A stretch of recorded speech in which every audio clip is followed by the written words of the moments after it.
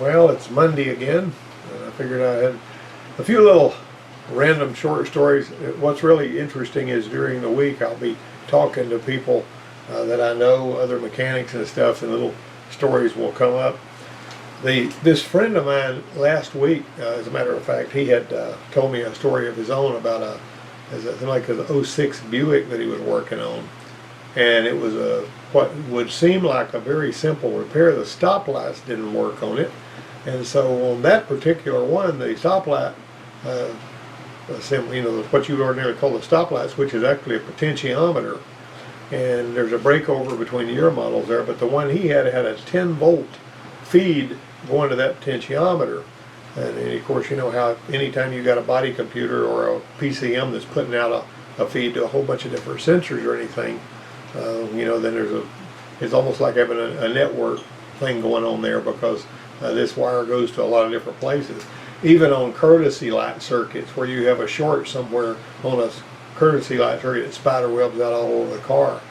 Well, he fought with that thing, and every now and then the 10 volts that was supposed to be coming out of the body control module would drop to like 1.2 volts, and the stoplights would work, and then they wouldn't, which is a real spooky situation whenever somebody's out there driving, if they have stoplights and then they don't. I know this guy really well. I worked with him for years, and I also know how he thinks. The difference in the way he thinks and the way I think was whenever I was working on vehicles, and I was doing, I'd pull a code, and then I would hook my meter up, say to the TP sensor or whatever, and I'd go run it through a sweep, and I'd see it drop out. I'd say, well, that's what that is, and I'd put a TP sensor on it. Well, he always wanted to wiggle the wires and check the connectors and look for wires chafing, and he always wanted to have 4 or 5 or 6 different ways he tested to make absolutely sure that's what was wrong with it, And there's really nothing wrong with that. It was just that he thinks, and I think, a slightly different way. Well, he fought with this one for a while, trying to figure out, the sensor didn't fix it, and the wire connections all seemed like they were solid under there. And so he decided to go with a body controller, and he managed to get a body controller, and he flashed it and all that. And that didn't really solve the problem either, because it would be sitting there, and it didn't have to be moving. It would come in, the stoplight problem would come and go. But it turned out at the end of the day, the problem that was causing that was the current sensor out there on the battery cable. It actually had 10 volts from that same feed inside the body controller going to it, and that current sensor on the battery cable was intermittently shorting that 10 volts out. And so his stoplights weren't working because of the current sensor on the battery trouble. That was like a '06 Buick something or other, Enclave or something. I can't remember what it was, some kind of a Buick. But he told me in great detail how much, and he started out his conversation with, let me tell you how I got my butt handed to me, And every now and then, no matter how hard we work or how much we know or how much we think we know, we find out that there's always some little something you can miss, because there's so many different things that can cause kind of the same problem. Well, this one right here, when a quick toe adjustment is not so quick, you say, well, I'm going to go ahead and check the toe on this thing, and then you look under here and you see this kind of garbage.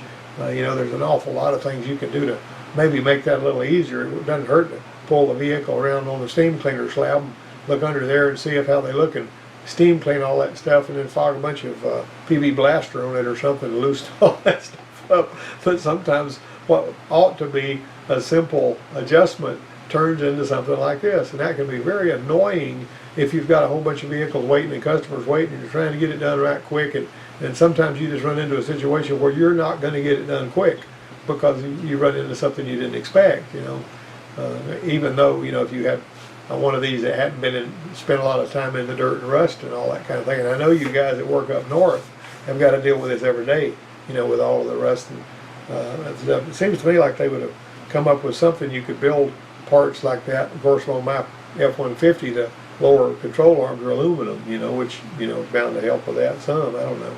But anyway, the long and short of it is that's always great fun there. I got tickled one time when I was working back in '77. I was working at a shop over here in town, and there was this guy who I still know that he's actually in charge of one of the city shops where they work on school buses and stuff over here. But this guy's probably one of the best mechanics all around that I think I've ever known. But he was having to go under a truck that had a utility bed on it, And whoever put the utility bed on it put the spare tire under there using a great big old piece of 5/8 inch all thread that was about, I don't know, you know, the nut that held the tire up was screwed all the way up there, and there was probably about 12 or 14 inches of that all thread sticking down, and it was caked with all kind of dirt and grit and rust and all that kind of thing. And he fought with that thing, and he was under there just a fussing and griping about that. And he was, I don't know what kind of an idiot would have put this tire under here using a piece of all thread that long. Well, I kind of learned from that, and in years after that, when I was having to fabricate something where there was a lot of exposed threads, what I would do if I, you know, I'd have a new piece of whatever, and you couldn't basically cut it off real tight because you had to leave some threads exposed, I would basically take a piece of hose and slide over those threads and make sure that I put a tie wrap pretty snug on the bottom so that it couldn't come off. That way, if you needed to screw that nut off of there, then you could very easily pull that piece of hose off, and those threads were nice and clean, you know. So sometimes thinking ahead to the, can you imagine yourself having to change a tire on that cable company utility truck that he was working on with that thing under there? I mean, he basically had to get a wrench and just work that thing off there. It was a booger bear. And he was under there, and he said, I'm not going to put this back under here. I'm going to throw it in the back of the truck. He was just really hot about that. Never forgot that. That was a long time ago. Well, when they wiped out the socket head plug on the transfer case, you know, you look under here, and somebody's been in here, and they have just totally ruined the socket head.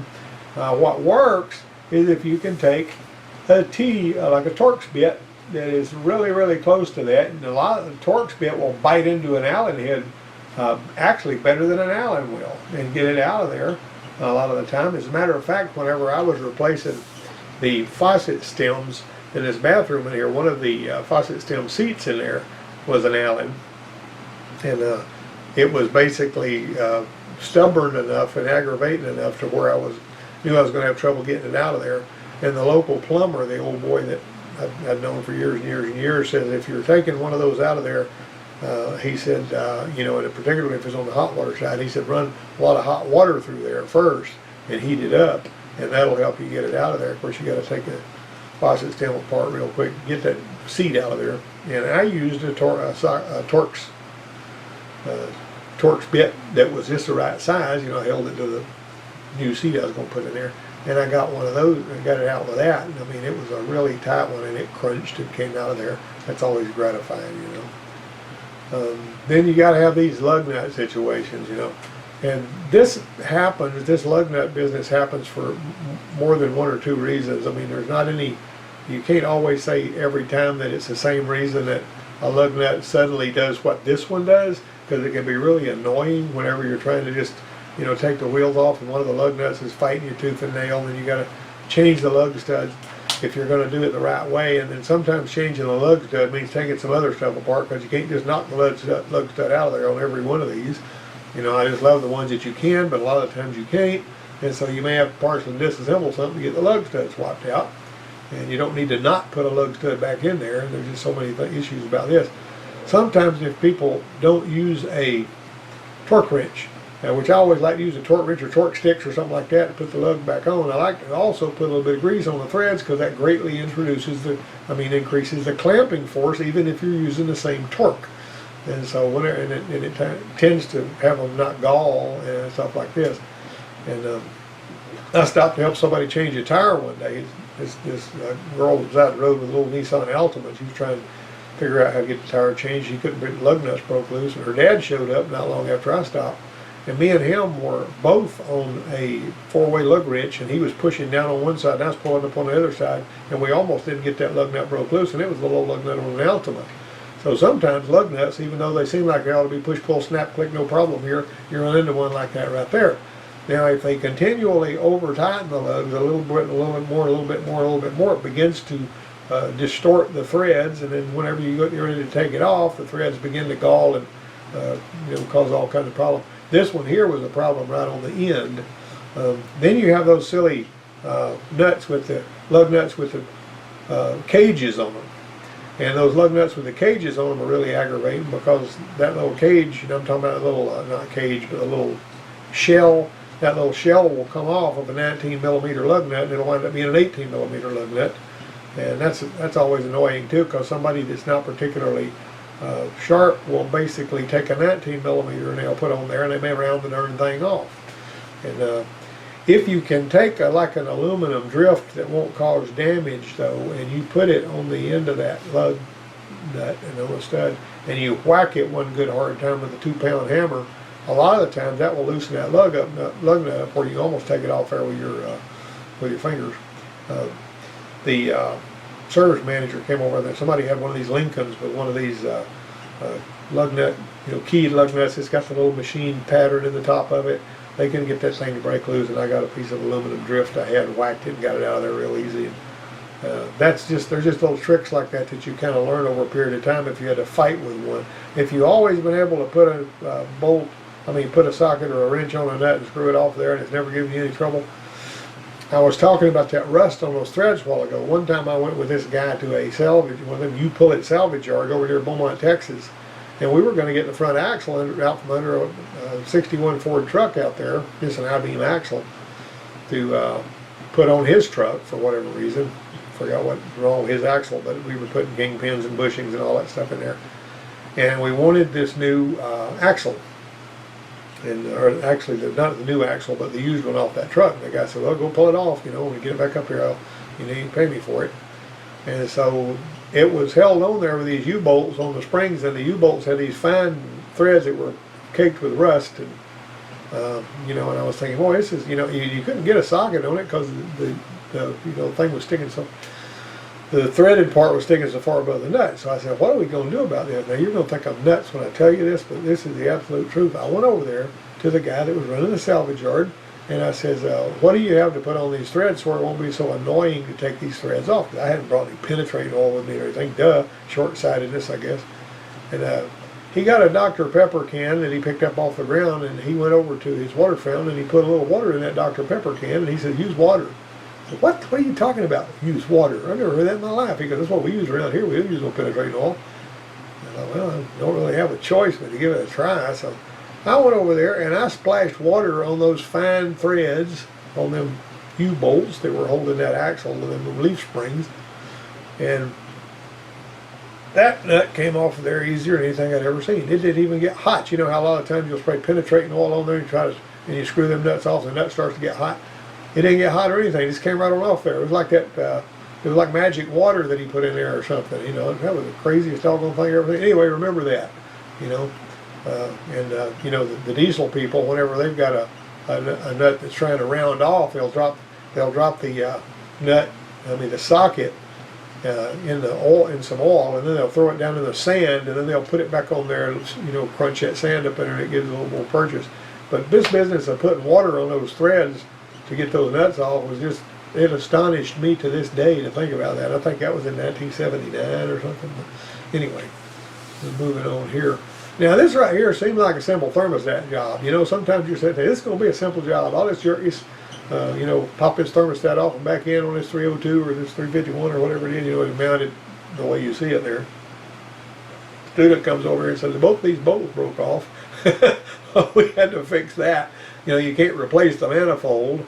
So basically we had to file those off and center punch them, drill them out, and tap the threads and all that kind of thing. And it's something that you just have to deal with if you're going to be fixing stuff. Somebody that runs into a situation. We don't like to run into situations like this. It's a challenge when you do, and it always feels really good whenever you beat one of these and you get it put back together right, where you know it's not going to leak and you know it's not going to give trouble, even though it fought you tooth and nail every step of the way. All right, this right here was a wacky situation right here. This 2000 Grand Cherokee, this girl came in there. She was one of the students, and she said, my right front turn signal don't work. And so naturally we went after the bulb. The bulb wasn't what it was, and we went and looking for, and there was no power coming out there to that right front turn signal, but all the other turn signals worked. Well, it turns out on that one, and on some of these other Dodge Caravans and stuff, they got this flasher that's got 9 pins, and each pin basically feeds a different a different corner of the vehicle. In other words, if you look at the way the thing is wired, this is the craziest thing I'd ever seen. Pin 3 was the one on this particular thing that was going out to the right front, which is over there where you can't see it. And that's the actual vehicle sitting in front of the shop doors. But if you notice, your left turn signal comes out, the front and the rear comes out on 2 separate wires. And your right turn signal comes out on 2 separate wires. So pins 3 and 5 feed the right turn signals, but pin 3 on this one was the one that wasn't putting out any kind of signal. Now, that's an aggravating flasher to get to, because when you stick your hand up in there, you can get one finger on it. You know, you got to take some of the dash apart and get it changed out. It costs about $60 for a flasher like this. And, you know, so this thing's plugged into the junction box, and I reached under there and I pulled on it a little bit, and that turn signal started working. I let go of it and it quit working. All right, Nick, now I'm faced with, is this the flasher, or is it something inside the junction box is going crazy? So the simplest thing to do was to start out with a flasher. They had one at the parts store, because they were fairly common, and I sent over there, and I got one, and I plugged it in, and her turn signal problem was gone. Now her dad was a little confused as to why it cost $60 to fix the right front turn signal, but that's just the way it was. That was a tremendous learning experience right there. But anyway, moving on. Now the timing chain marks with colored links, you know, it seems like, oh, this is really simple. Some of you guys that know these Nissans really good are already looking at what's wrong here and probably laughing. But it was this car right here, 2003 model, Altima. And so we were, I don't even remember why we were doing this, but we were doing it seemed like we were, one way or another, we had the timing chain pulled out of there, and we put it all back together. And the darn thing was not going to start that way, because, you know, we had lined this up with that colored link, and then we had a line with that color, we would line that colored link up, and it turned out that this is supposed to be over here, and this slot right here is what you line up with that colored link.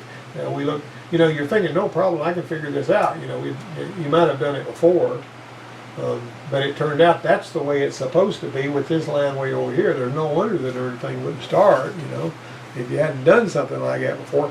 Now, I put one guy at a shop where they were kind of flying by the seat of their pants and not using shop manuals.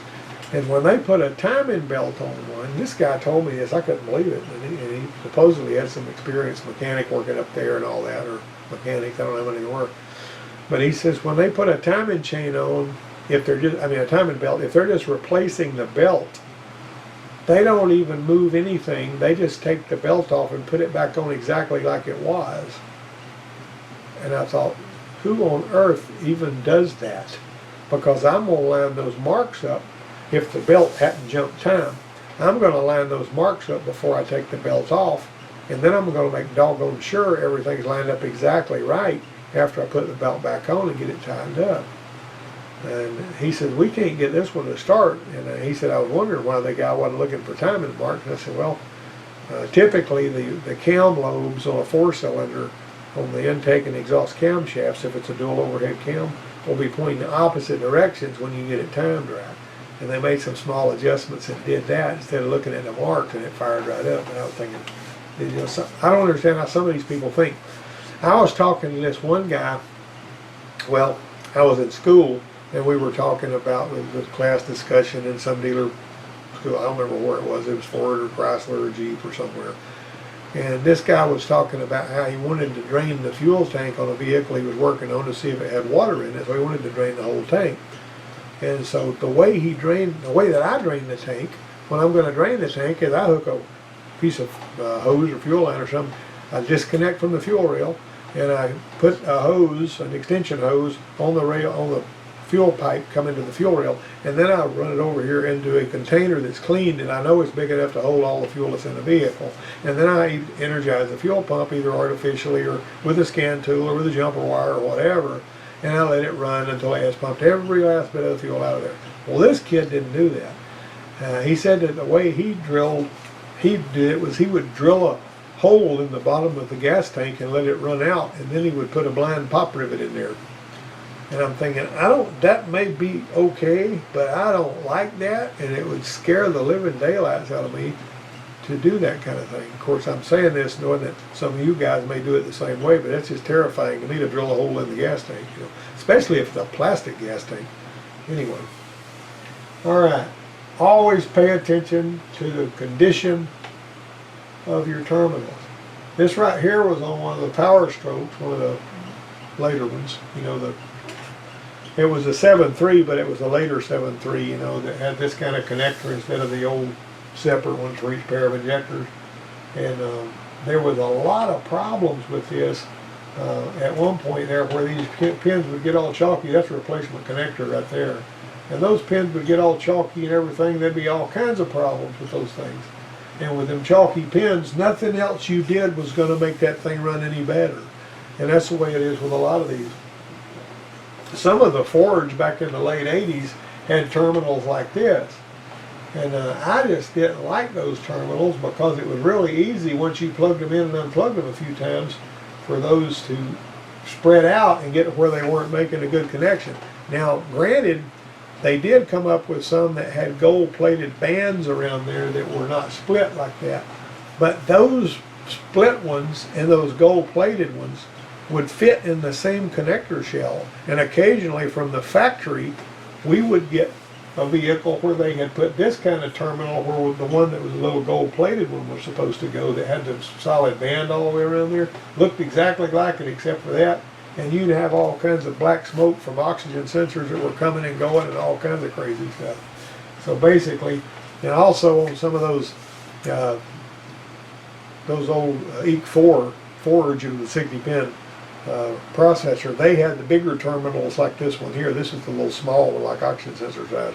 But those bigger terminals, and I've mentioned this before, I sometimes, whenever there was crazy stuff going on in codes and all, I would unplug the engine controller and I'd pop that red wedge out of there, and I would reach in there with my little pick and I would tweak every single one of those pins, and then I use an electrical contact cleaner to wash them off real good and blow all that dry, and then plug that thing back in, and a lot of the times it would fix whatever kind of crazy problems the car was given, and all I did was tweak all 60 of those pins.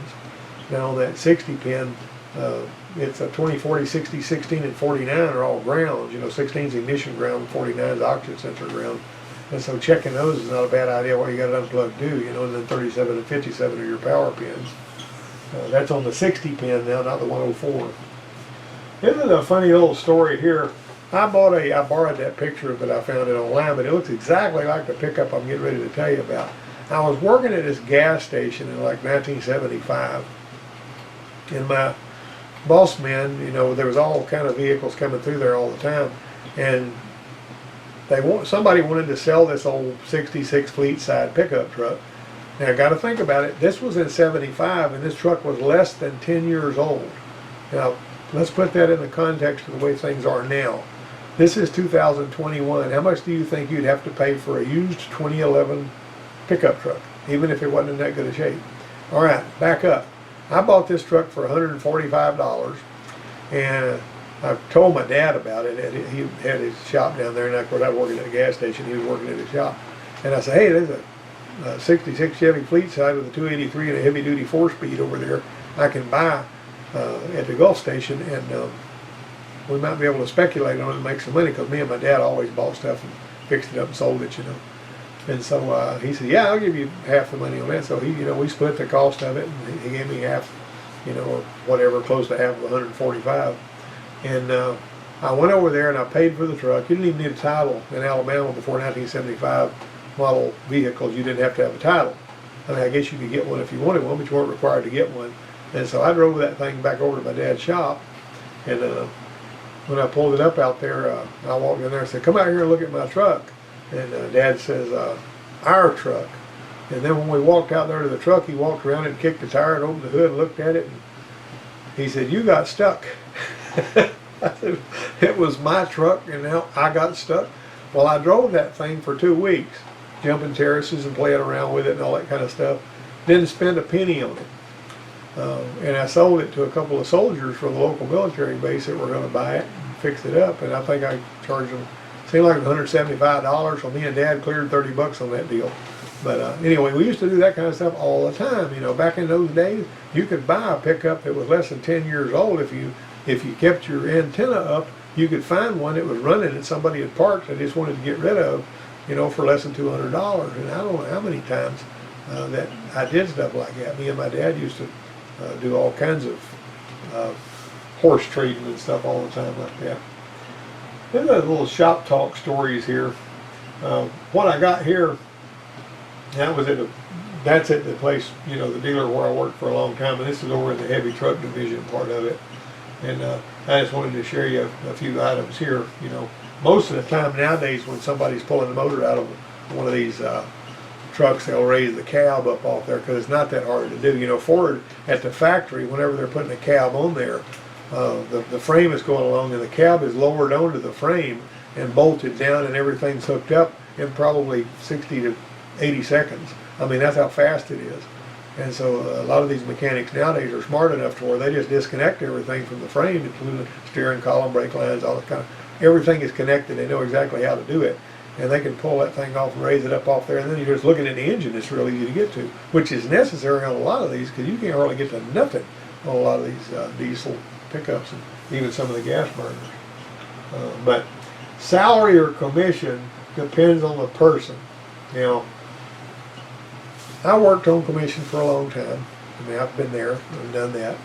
And but I also, when I was at the last dealership job I had, where I was for 15 years, they started paying me salary because the reason they felt like they could come out paying me salary was because of the way that I did things.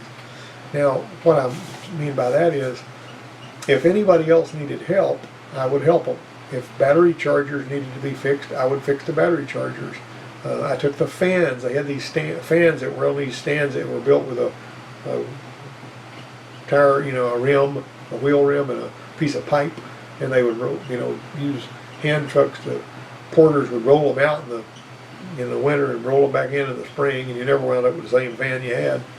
And so I took all of those fans off of them, off of their pipe stands that they were on, and I mounted them on the wall. I drilled holes, tapped threads, you know, and some of the, there were these support pipes, you know, that ran down the middle of the shop, and I mounted the fans on some of those, and I made little brackets out of junk metal where you could aim the fan where you wanted it to. I also kept the shop manuals and the wiring, you know, the books updated. You know, Ford would basically send a bunch of bright orange stickers you were supposed to stick on this page and that would direct you to another little book that they published that had a correction to that wiring schematic or whatever.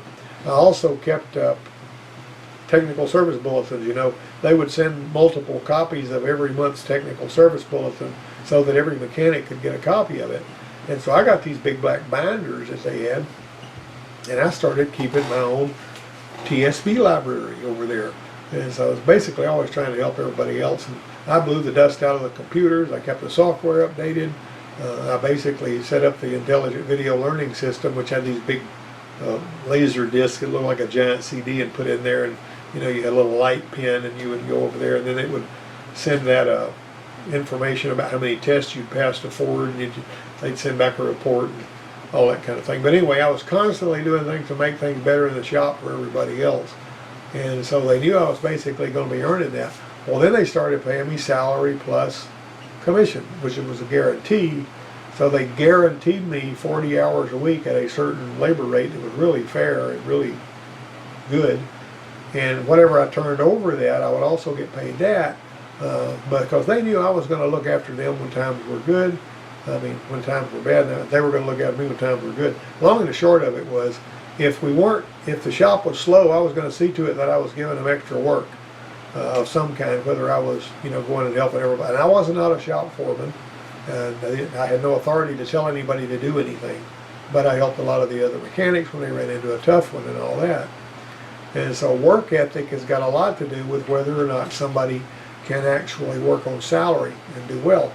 This guy over here that I know that owns a shop just outside of town, when I was placing, you know, people in jobs, he was telling me that he would hire people and he would pay them salary. He wasn't paying commission. He wanted to pay them salary because hopefully they'd stay with him. And he said the problem that he had was they'd start out working really hard and getting a lot done, but the longer they stayed there, the less work they got done, and finally he'd start losing money on them, and then he'd have to let them go. Now that's one of the reasons a lot of mechanics, and I know some mechanics that will fight you if you try to take them off commission and put them on salary because they like being on commission.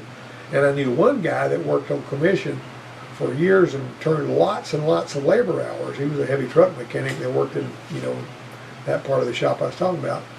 And one day they decided that because he had worked for so many years and turned so many hours, and he was so fast and efficient at what he did, good at troubleshooting and all, they just put him on salary. Well, they put him on salary, the number of labor hours he turned dropped away to where it was only about a third of the labor hours he was turning when he was on commission, because his motivation was gone for some reason or another. Of course, I was always scrambling to make sure that they kept me on this salary plus thing because I liked getting paid that way. Because even if the shop had a bad week, I didn't. If the shop had a good week, I had a good week too. But anyway, work ethic's got a lot to do about it. There were other situations that we would run into where some of the mechanics would be tempted to steal change out of the customer's change. They'd have maybe some change in their ashtray or something like that. And some of them actually got caught stealing change out of people's ashtrays because they would mark coins and put them in there, and then they'd have them empty their pockets when nobody else had been in the car, and they'd find out that they were stealing the change the customers complained about. And I've seen people get fired, for stealing 50 cents out of somebody's change. Of course, if somebody will steal little stuff, they'll steal big stuff. That's the worst part about that, I got irritated at college one time because I got this timing light out. It was a really nice one. It had the adjustable knob on the back, and I was showing the students how to set timing and all that. And I put it back in that same file cabinet I always kept it in. And within 2 days, somebody had stolen that timing light. And it's kind of like, it's one of them situations where you kind of have an idea that you know who it was, but there's no way you can prove it. And if you accuse somebody, you wind up starting up a bunch of trouble anyway because they've already took it home and it ain't coming back. All right, this right here, you got to develop a rhythm.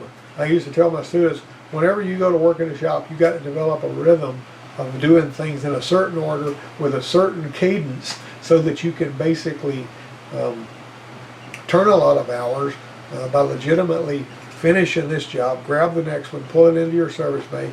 And I used to tell them, whenever you're headed for the parts department, we had a big shop over there. Some people have to walk, 150, 200 or 300 feet, whatever, to get to the parts department. And I said, what you got to do is you got to walk really fast like you're late for an appointment. You don't want to run because you may trip over something, but walk fast like you're late and get to the parts room, do whatever you can to get that parts guy where he can service your part need as quick as possible and get your fanny back and put your hands back on the wrenches. Standing around a water fountain is going to lose you money when you're shooting a bull with people at the coffee pot or whatever. It's a whole lot better to be over there working than it is to be standing around talking. Now, occasionally when you're in the parts room waiting to get waited on, there's talking you can do. But on the other hand, there's a lot of time whenever people ought to be working when they're actually just wasting time. I have a big old thing up above my office window, big, don't waste time. That was my students too.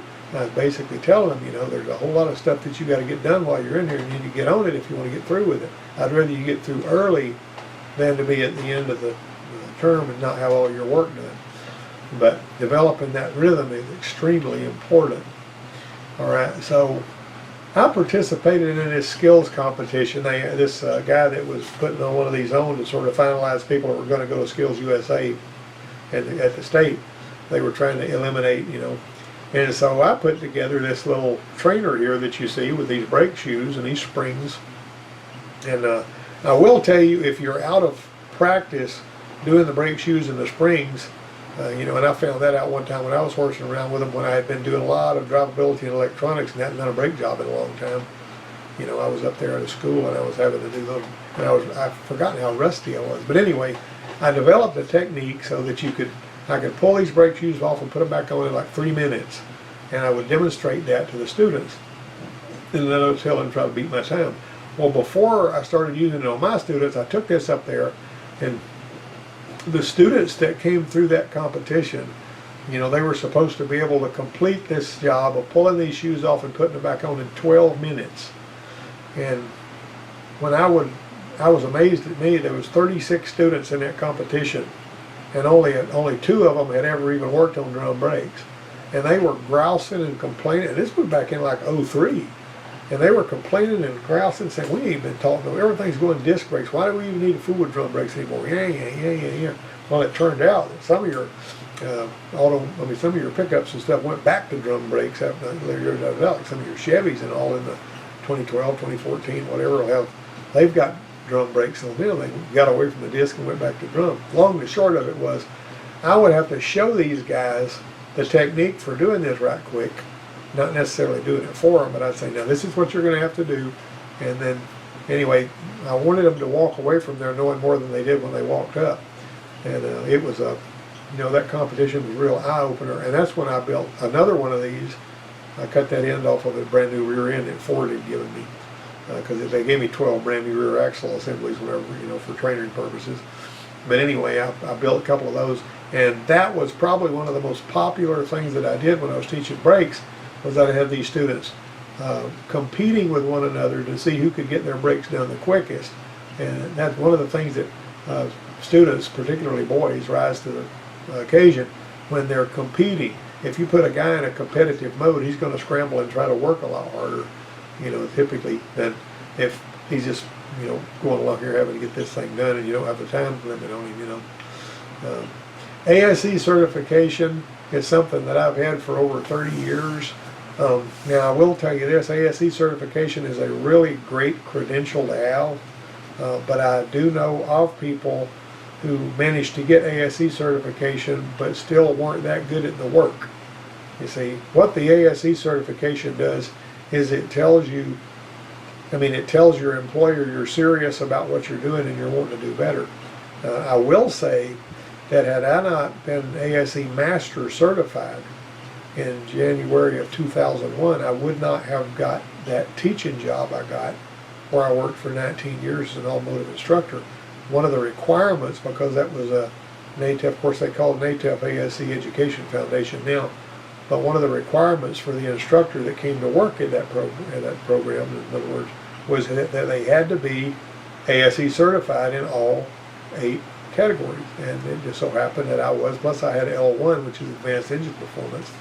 But anyway, I would not have been able to get that job at all had I not been fully ASE certified in all those categories.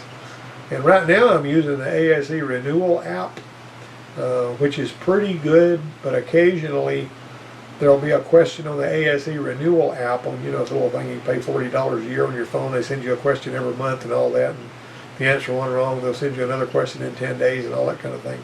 But you got to answer 8 questions right within a year to extend your certifications for a year. And I've never studied for an ASE test, but I've never failed one either.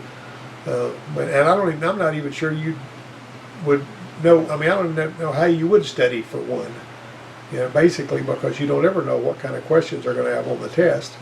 The ones that I struggle with right now are the ones that have, are talking about the particulate filters on the diesels and all that kind of thing. Because I kind of understand those, but I don't have a lot of experience with them, so I have to think really hard about those questions. Anyway, the ASE Renewal app is what I'm using nowadays, just so I don't have to go to the test center. But that is a good thing, but you got to have the skill to do the work in addition to having the certification. You cannot wear this patch according to their rules unless you have 2 years in the field and you can show them that you worked 2 years in the field and have passed their test. I had one student that in the last term that he was with me, he took all 8 ASE certification tests and passed every one of them. Now, he was sharp. He was a sharp cookie. He didn't make a perfect score on every test, but he passed them all first time around, and he left my program technically as an ASE Master, but he couldn't wear the patch until he had another year in the field beyond what he spent in my program. All right, these right here, this always amazed me, these Dodge Dakotas, that when you had to pull this cross member off to replace the fuel tank sending unit in the pump or whatever. And in order to do that, you had to chisel these great big rivets out. They riveted the cross member under there. Dumbest thing I ever saw. We basically had to cut those rivets and then bust them out of there with a chisel and put bolts back in there. Why they put bolts in there to start with instead of riveting those things together? I just didn't understand all I knew about that. All right. Now this right here, I cut this valve cover that I had from another old junk engine and put this on this Sebring so that I could listen to the clicking valve lifter. And those little, little single lifters that are fairly easy to change, and they're, the roller rockers and all that. We had one that was going clackety clackety clack, and so I got a valve cover and I cut it so we could look down in there and we could determine by listening really carefully which one of these lifters was a bad one. It only had one bad lifter in it. You could put all the lifters in it if you wanted to do something like that, but all we did, out of the same junk engine this valve cover came off of, because this guy was one of the maintenance men, I was trying to help him out, we just popped that lifter in there and put that roller rocker back in, and all his noise was gone. That was pretty handy. And it was a kind of a surgical repair, I think. Didn't cost much of anything. He was a buddy I was trying to do, good favor anyway. This right here is what it looks like when a motor mount on a Cadillac breaks and you want to get under there and make a film of it, That's pretty darn cool. That thing, whenever you torque it, it would raise up. You can see that the motor mount wasn't holding anything. Now this right here is an air conditioner compressor clutch that basically the air gap is too close whenever you see it doing that, Now a lot of the times those clutches will, those clutch hubs will wear off to the point where the air gap is too big, and then whenever the vehicle gets hot, the compressor won't click in, and it'll start out cooling good, and then it quits cooling. But if you tap that clutch right there, it'll kick in and start cooling until the next time it cycles off. Anyway, that's one of those right there. Now, I want you to look at this O2 sensor pattern and tell me what's wrong with it. I'm going to let you study that for just a minute, and I want you to look carefully at the numbers right here. Take your time, pause the video, do whatever you need to do. All right, I'm going to blow your mind a little bit here. On this particular O2 pattern, and I captured this myself, whenever it gets up here, that's lean, and then when it gets down there, that's rich. That sound crazy? That's the opposite of what you're used to. Furthermore, look at the range of voltage. That thing is going nearly from 0 to 5 volts. And the higher the voltage, the leaner the mix. The lower the voltage, the richer the mix. This is a titanium oxygen sensor on an 88 Jeep Cherokee 4-liter. And those titanium oxygen sensors, rather than actually measuring oxygen, they calculated the rich or lean part of the mixture by measuring the temperature of the exhaust. And they would feed voltage down there, and basically when the exhaust was what you got, a lean exhaust is hot. And so whenever that thing had more resistance, it would drive that voltage up. And then whenever it would correct and it would make it rich, that would drive the voltage down, because, this is how much voltage is basically dropping. It was more like a sort of a sensor, So it wasn't dropping as much voltage on a cool, rich exhaust as it was on a hot, lean exhaust. And that's the only vehicle I know that had those upside down 0 to 5 volt oxygen sensor. But look how similar it looks to a regular oxygen sensor pattern. That was a totally different set of rules, But anyway, I want to thank you guys for being here, and we will talk and tell some more stories next time. And I'm going to be signing off now.